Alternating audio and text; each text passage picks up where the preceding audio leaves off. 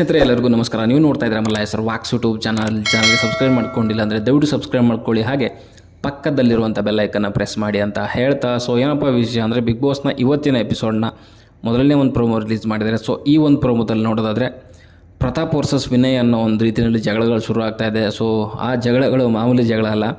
So ಇವಾಗ ಒಂದು 3-4 ವಾರದ ಹಿಂದೆ ವಿನಯ್ ಯಾವ ರೀತಿಯಲ್ಲಿದ್ದರು, ಸೊ ಆ ವಿನಯ್ ಮತ್ತೆ ಎಲ್ಲೋ ಕಾಣಿಸ್ಕೊತಾ ಇದ್ದಾರೆ. ಸೊ ರೀಸೆಂಟಾಗಿ ಸೈಲೆಂಟ್ ಆಗಿದ್ದರು. ಎಲ್ಲೋ ಕೆಲವು ಜನರುಗಳಿಗೆ ತುಂಬ ಇಷ್ಟ ಆಗ್ತಾಯಿತ್ತು. ಕೆಲವೊಂದು ಟಾಸ್ಕ್ಗಳು ಆಡಿದ್ರಾಗಿರ್ಬೋದು, ಕೆಲವೊಂದು ಆ ಒಂದು ಆರೋಗ್ಯನ್ಸು ಮತ್ತು ಆ ಒಂದು ಸಿಟ್ಟು ಕೋಪ ಸ್ವಲ್ಪ ಸೈಲೆಂಟಾಗಿ ಸೈಡಿಗೆ ಇಟ್ಟಿದ್ರು. ಬಟ್ ಇವಾಗ ವೀಕೆಂಡಲ್ಲಿ ಒಂದು ಪ್ರತಾಪ್ ಅವರು ಅವ್ರ ಮೇಲೆ ಒಂದು ಅಲಿಗೇಷನ್ ಅಥವಾ ಒಂದು ಆರೋಪ ಮಾಡ್ತಾರೆ. ಅದೇನು ಅಂತಂದರೆ ವಿನಯ್ ಅವರು ತಮ್ಮ ಒಂದು ಜೊತೆಗಿದ್ದವ್ರನ್ನ ತುಳಿದು ಅವರು ಒಂದು ಬೆಳೆಯುವಂಥ ಪ್ರಯತ್ನ ಮಾಡ್ತಾರೆ ಅನ್ನೋ ಒಂದು ಪಟ್ಟನ ಕೊಟ್ಟಿದ್ದರು. ಸೊ ಅಲ್ಲಿ ವಿನಯ್ ಅವರಿಗೆ ತುಂಬ ಹರ್ಟ್ ಆಗಿತ್ತು. ಸೊ ಈ ಒಂದು ಕಾರಣನ, ಈ ಒಂದು ಆರೋಪನ ವಿನಯ್ ಅವರು ಕ್ಯಾರಿ ಮಾಡ್ತಾ ಇದ್ದಾರೆ. ಸೊ ಅದು ನಾನು ಅಲ್ಲದೇ ಇರೋವಂಥ ಒಂದು ಕಾರಣನ ಕೊಟ್ಟಿದ್ದಾರೆ ಅಂತ ಸುದೀಪ್ ಸರ್ ಎದುರುಗಡೆಗೆ ನಿನ್ನೆ ಕೂಡ ಒಂದು ತಮ್ಮ ಒಂದು ಬೇಜಾರನ್ನ ವ್ಯಕ್ತಪಡಿಸಿದರು. ಸೊ ಇಲ್ಲಿ ಅಮಾಯಕ ಅನ್ನೋ ಪಟ್ಟನ ವಿನಯ್ ಅವರು ಪ್ರತಾಪ್ಗೆ ಕೊಡ್ತಾ ಇದ್ದಾರೆ. ಸೊ ಅಲ್ಲಿ ಅಮಾಯಕನಾಗಿ ಆಡ್ತಾ ಇದ್ದಾನೆ, ಇವನು ಒಂದು ಸ್ಟ್ರಾಟಜಿ ಮೂಲಕ ಆಡ್ತಾ ಇದ್ದಾನೆ ಸೊ ಅನ್ನೋ ರೀತಿಯಲ್ಲಿ ಹೇಳ್ತಾ ಇದ್ದಾರೆ. ಸೊ ಅದು ಪ್ರತಾಪ್ ಅವರು ತೊಗೊಳಕ್ಕೆ ರೆಡಿ ಇಲ್ಲ. ಅಲ್ಲಿ ಪ್ರತಾಪ್ ಕೊಟ್ಟಿದ್ದು ವಿನಯ್ ತೊಗೊಳಕ್ಕೆ ರೆಡಿ ಇಲ್ಲ, ವಿನಯ್ ಕೊಟ್ಟಿರೋದು ಇಲ್ಲಿ ಪ್ರತಾಪ್ ತೊಗೊಳಕ್ಕೆ ರೆಡಿ ಇಲ್ಲ.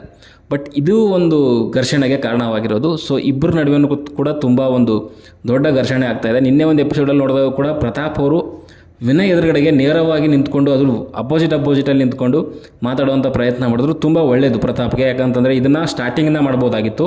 ಬಟ್ ಇವಾಗ ಇನ್ನೇನು ಫೈನಲ್ ಇನ್ನೊಂದು 2-3 ವಾರ ಇದೆ ಅಂದಾಗ ಇವಾಗ ಶುರು ಮಾಡ್ಕೊಂಡಿದ್ದಾರೆ. ಅದು ಹಾಸ್ಪಿಟಲಿಗೆ ಹೋಗಿ ಹೊರಗಡೆಯಿಂದ ಬಂದಾದಮೇಲೆ ಮಾಡ್ಕೊಂಡಿದ್ದಾರೆ. ಸೊ ಆದರೂ ಕೂಡ ಒಳ್ಳೆಯದು. ಈ ಒಂದು ಏನು ಕ್ವಾಲಿಟಿ ಇದೆ, ಎದುರುಗಡೆ ನಿಂತ್ಕೊಂಡು ಕಣ್ಣಲ್ಲಿ ಕಣ್ಣಿಟ್ಟು ಒಂದು ಮಾತಾಡುವಂಥದ್ದು, ಇದು ಮೊದಲಿಂದ ಬರಬೇಕಾಗಿತ್ತು. ಸೊ ಇಲ್ಲಿ ಪ್ರತಾಪ್ ಅವರು ಮನೆಯಿಂದ ಹೊರಗಡೆ ಹೋಗಿ ಮತ್ತೆ ಹಾಸ್ಪಿಟಲಿಂದ ಬಂದಾದಮೇಲೆ ಈ ಥರ ಒಂದು ಚೇಂಜಸ್ ಕಾಣ್ತಿರೋದು ಒಂದು ರೀತಿಯಲ್ಲಿ ಒಳ್ಳೆಯದೇ. ಅವರ ಒಂದು ಗೇಮ್ ಸ್ಟ್ರಾಟಜಿಗೆ ಒಳ್ಳೆಯದು ಯೂಸ್ ಆಗುತ್ತೆ. ಸೊ ಒಂದು ವಿಚಾರ ಏನು ಅಂತಂದರೆ ಇಲ್ಲಿ ಇಬ್ಬರು ತುಂಬ ಒಂದು ಜಗಳ ಏನಿದೆಯಲ್ಲ ಅದು ಒಂದು ರೀತಿಯಲ್ಲಿ ಅತಿರೇಕ ಅನ್ನೋ ರೀತಿಯಲ್ಲಿ ಆಗ್ತಾಯಿದೆ. ಮತ್ತು ಒಂದು ಸಿಂಗಲ್ ವರ್ಡ್ಗಳು ಎಕ್ಸ್ಚೇಂಜ್ ಆಗ್ತಾಯಿದೆ. ಸೊ ಇಲ್ಲಿ ನೋಡೋದಾದರೆ ಒಂದು ರೀತಿಯಲ್ಲಿ ಇದು ಪ್ರತಾಪ್ಗೆ ಒಂದು ಒಳ್ಳೆಯದಾಗುವಂಥ ಲಕ್ಷಣಗಳೆಲ್ಲ ಕಾಣಿಸ್ತಾ ಇದೆ. ಯಾಕಂತಂದರೆ ಇಲ್ಲಿ ಅಪೋಸಿಟ್ ಇರುವಂಥ ವ್ಯಕ್ತಿ ಯಾವ ಮಟ್ಟಕ್ಕೆ ಕಿರ್ಚಾಡ್ತಾನೆ ಅನ್ನೋದು ಇಂಪಾರ್ಟೆಂಟ್ ಆಗುತ್ತೆ. ಯಾರು ಜೋರಾಗಿ ಕಿರ್ಚಾಡ್ತಾನೆ ಅದರ ಅಪೋಸಿಟ್ ಇರುವಂಥ ವ್ಯಕ್ತಿಗೆ ಅದು ಬೆನಿಫಿಟ್ ಆಗೋದು, ಅವನ ಮೇಲೆ ಒಂದು ರೀತಿಯಲ್ಲಿ ಸಿಂಪತಿ ಕ್ರಿಯೇಟ್ ಆಗುತ್ತೆ. ಸೊ ಅದು ಇಲ್ಲಿ ಆಗ್ತಾಯಿದೆ.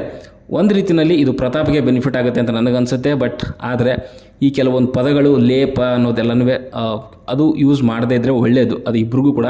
ಪ್ರತಾಪ್ ಜಾಸ್ತಿ ಯೂಸ್ ಮಾಡಲ್ಲ, ಬಟ್ ಯೂಸ್ ಮಾಡೋವಂಥದ್ದು ಯಾರು ವಿನಯ್ ಅವರು. ಸೊ ಅವರಿಗೆ ಎಲ್ಲೋ ರೀತಿಯಲ್ಲಿ ಇದು ಬ್ಯಾಕ್ ಫೈರ್ ಆಗುತ್ತೆ ಅಂತ ನನಗನ್ಸುತ್ತೆ.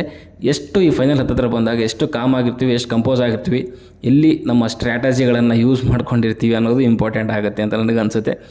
ಮನೆಯವರೆಲ್ಲ ತುಂಬ ಒಂದು ಕ್ಯೂರಿಯಾಸಿಟಿಯಿಂದ ನೋಡ್ತಾ ಇದ್ದಾರೆ.